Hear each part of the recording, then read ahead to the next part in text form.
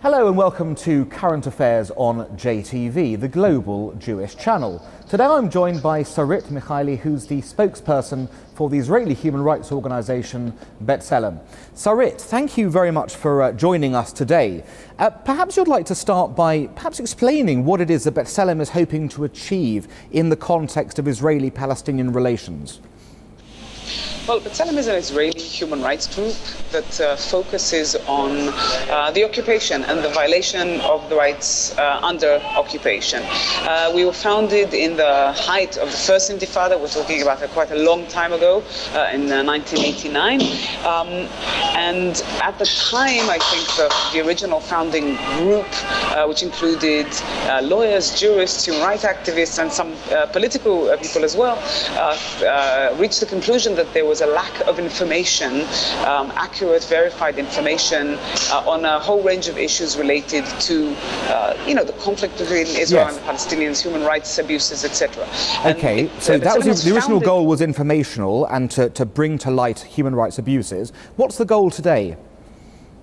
So I think over the years, the situation has changed on the ground, and I think our understanding as well of information and of our role in the broader picture has also evolved. If in the past it seemed like information is enough in order to spur Israelis on to action, in order to get them to oppose the Israeli occupation, which we view as the core problem in terms of human rights violations of Palestinians living under it. Now, of course, we're much more nuanced, I think, in our understanding, and we know that this isn't simply going to change purely by providing this information, but information and research is still the core, the basic building block of our work. Okay. On top of that, of course, we do a lot of advocacy with Israel, with the international community, with the Israeli public, talking about the reality on the ground, talking about what it means. We're actually just a week following the 49th anniversary of the occupation, actually half a century, entering the 50th year of the occupation. And one of the key things for us is trying to explain the reality on the ground for Palestinians living in occupation to all of this. I get that you want to explain what's happening on the ground. Where do you want that to go to? What's your end point in this? I mean, for us, I think the key issue is that the Israeli occupation needs to end. So is that a two-state solution or a one-state solution?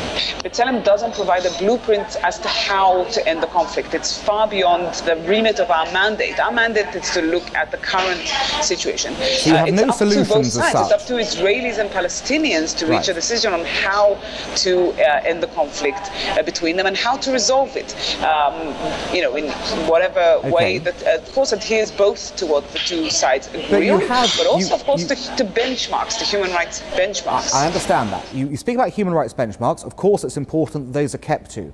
What about benchmarks on the Palestinian side?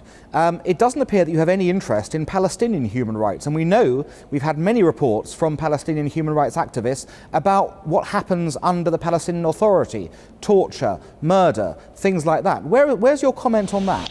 Well, absolutely. So our website, of course, includes critique, not just like theoretical critiques, but also information and data on the most egregious human rights violations under the Palestinian Authority, but also under the Hamas regime in Gaza. We certainly view human rights as a universal issue. And of course, it would be completely absurd not to relate to these kinds of violations.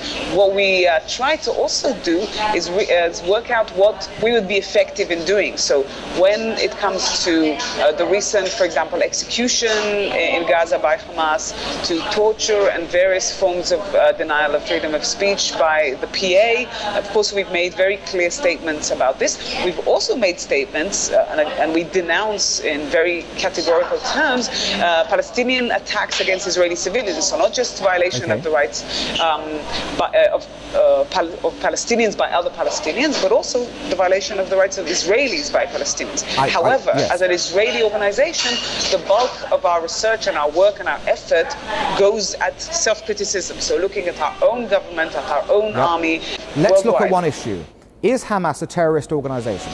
Hamas engages in clear terrorist acts when it bombs Israeli civilians. We've denounced these actions clearly. I mean, if you're referring to the attempt by a former Israeli member of Knesset to basically smear B'Tselem's director in order to place us in a position or present a false image as if B'Tselem is somehow in any way in support of attacks against civilians. But your director didn't. But he didn't. And it is simply call Hamas a terrorist organization. Are you prepared to call it a terrorist organization? The work that we do. Are you prepared to call Hamas a terrorist organization? That's what I'm asking. I'm sorry, I couldn't hear you. Can you repeat Are that? you prepared to call Hamas a terrorist organization? As I said, we denounce the terrorist acts perpetrated by Hamas's military wing.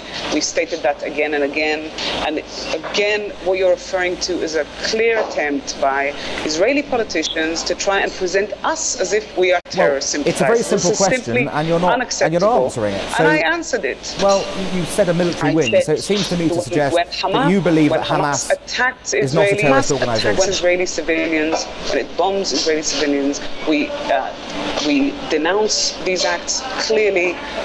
It's unacceptable. It's a terrorist organization part of the time. I answered your question. Part of the time, it's a terrorist organization. You're trying to basically present our attitude and approach to this issue based on the framing, presented by an Israeli extremist right-wing member of Knesset when he was a radio reporter. This is the backdrop. I'm afraid that's all we've got time for. I think this notion of somehow smearing us as terrorist sympathizers is just simply unacceptable. But B'Tselem has a very clear record. Thank you very much for making your point. Sarit Michaeli, I'm afraid that's all we've got time for at this moment in time. Thank you for joining us, and thank you all for also joining us at home for this edition of Current Affairs on JTV. Thank you.